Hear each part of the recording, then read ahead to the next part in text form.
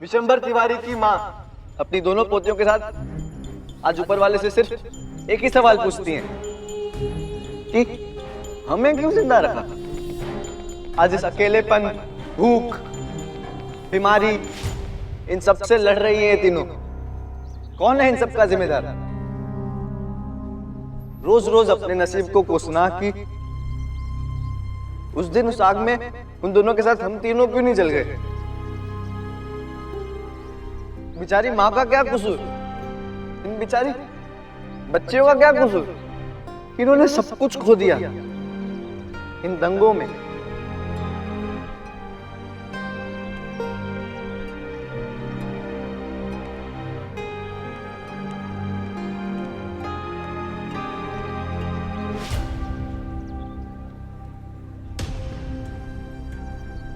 इन बच्चों ने सब कुछ कह दिया। अब फैसला आपके हाथ में है।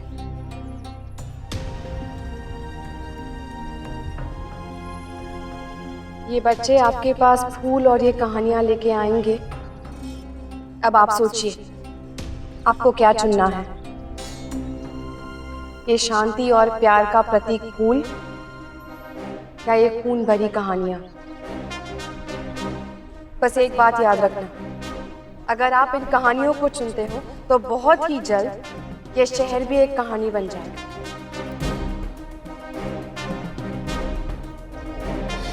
कसूर हम में से किसी का नहीं है, या फिर सच कहूं तो सबका है।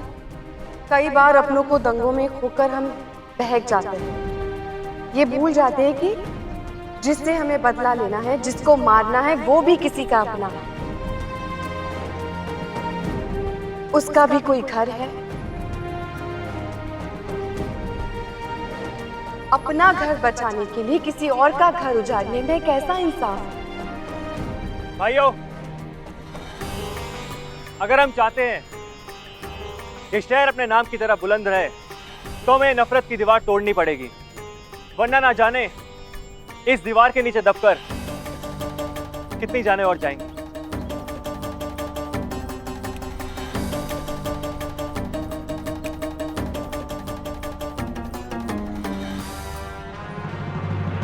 ये दंगे धर्म नहीं देखा करते। इंसान अपने आप को कोई भी धर्म का समझ ले, लेकिन इस धरती पर इंसान भगवान की सबसे सुंदर रचना है। अगर हम इंसान किसी इंसान को मारते हैं तो फिर हम उस भगवान की रचना का अपमान करते हैं, फिर चाहे वो किसी भी धर्म का हो।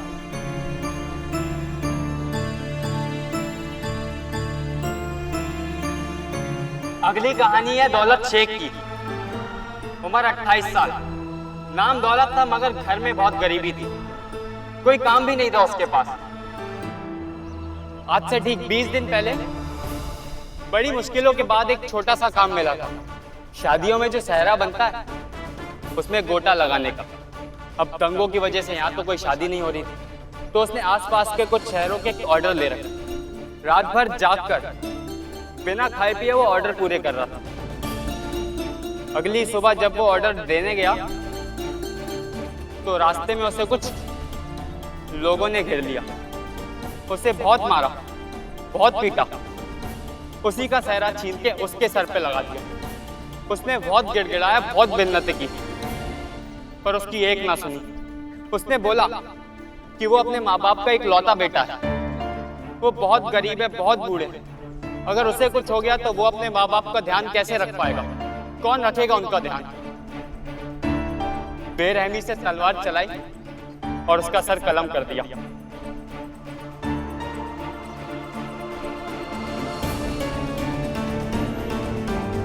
उसके सर पे तब भी सहरा बंधा था, पूरे सर पे खून खून।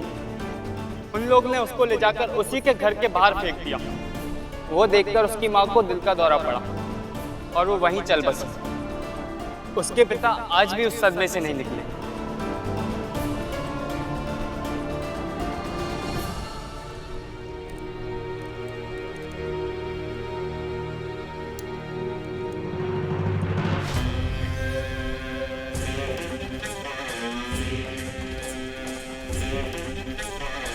विजेंद्र जी, मैं बोल रहा हूँ, कृष्णचंद्र चौरसिया।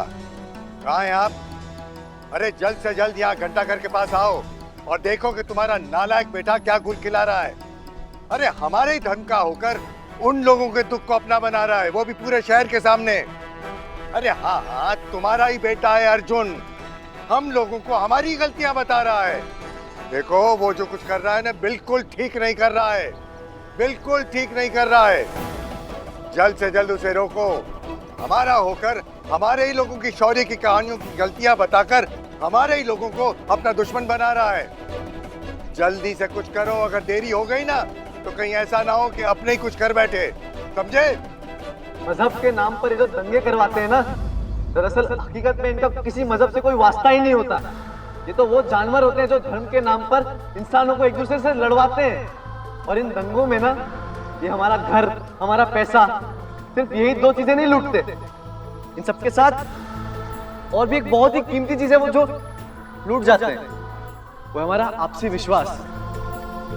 और अगर आपसी विश्वास ना बचे ना तो दुश्मनी होते देर नहीं लगती। दोस्त दुश्मन बन जाते हैं।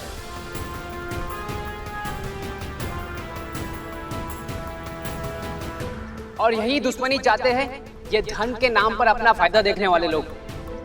ये लोग एक छोटी सी बात को इतना बड़ा बवाल बना देते हैं कि एक आम आदमी अपने सीधे से नजर से उसे सोच नहीं सकता और वो उस दंगे में चला जाता है, दुश्मनी की एक चादर ओढ़ लेता है। और फिर चाहे हम किसी भी मजहब के क्यों ना हो, मौत तो हमारी होनी है, फिर ऐसी दुश्मनी क्यों? बात सोचने वाली ये है कि हम सिर्फ दंगों में मरते हैं और अगर कुछ बचता है तो सिर्फ दंगों का डर, और इन दंगों से किसी का फायदा नहीं होता। सबसे पहले इस बात को समझना बहुत जरूरी है। सबसे जरूरी है हमारी एकता, और हमें हमारी एकता नहीं भूलनी चाहिए। साथ रहना, एक रहना इतना मुश्किल नहीं है। हमें देखिए, हम क्रिकेट खेलते हैं एक साथ, एक स्कूल में पढ़ते हैं एक साथ, हम ऐसा महसूस करते हैं कि हम एक ही परिवार के हैं और हम सबने एक ही सपना देखा है, और उस सपने को पूरा करने के लिए हम कई महीनों से दिन रात मेहनत कर रहे हैं। हमने एक सपना देखा है अपने स्कूल के साथ साथ इस बुलंदगंज को एक तोहफा देने का, वो ऑल इंडिया क्रिकेट टूर्नामेंट की ट्रॉफी। पर आज के हालात कुछ ऐसे हैं कि अपना सब कुछ छोड़कर यहाँ फरियाद कर रहे हैं, भीख मांगने आए हैं कि अमन बने रहने दो, हमारा भाईचारा ही हमें एक करेगा। और एक नई सोच है जो हमारे शहर को बुलंद करेगी। मगर कैसे? कई पीढ़ियों की दुश्मनी है ना, दिलों में जो नफरत है, कैसे खत्म होगी ये?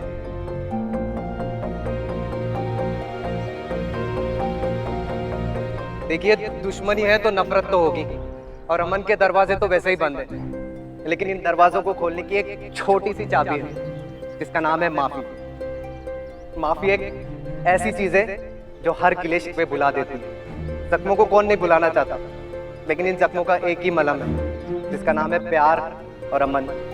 पता है दलाई लामा क्या कहते हैं? शांति से रहो, सब्र रखो, प्यार से रहो और भाईचारे से रहो, और हम सब भी ऐसे बखूबी रह सकते हैं।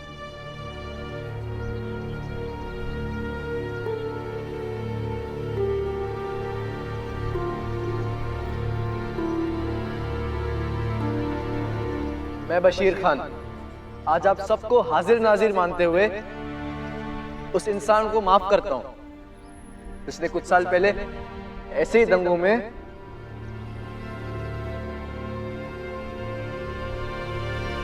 मेरे अब्बू को मारा था। मैं आज ये सब इसलिए कह रहा हूं क्योंकि अब मुझ में वो रोशनी आ गई है, वो समझ आ गई है कि बदले की भावना या बदला लेने से बदला खत्म नहीं हो जाता। बदला खत्म करती है सिर्फ एक चीज, माफी। माफी में वो ताकत है कि वो पूरी दुनिया को एक कर सकती है।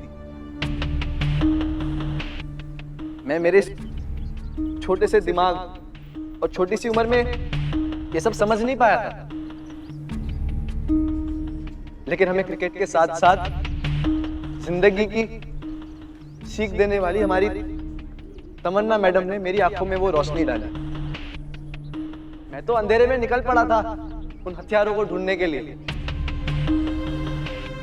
लेकिन हमारी ये कोच की प्रैक्टिस का नतीजा है कि आज मैं आप सबके सामने खड़ा हूं और ये सब बातें कर पा रहा हूं। और आज मैं उस हथियारे को माफ करते हुए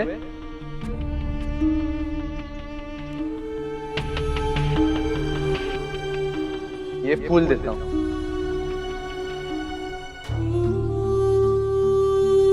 ताकि वो हमेशा कहता रहे कि जिंदगी एक फूल जैसी है, इसे खुशबूदार रहने दो।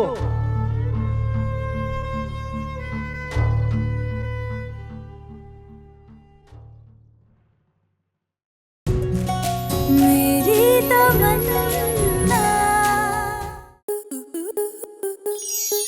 स्टार प्लस के ऐसे ही और बेहतरीन लम्हे देखने के लिए सब्सक्राइब करें हमारे YouTube चैनल को।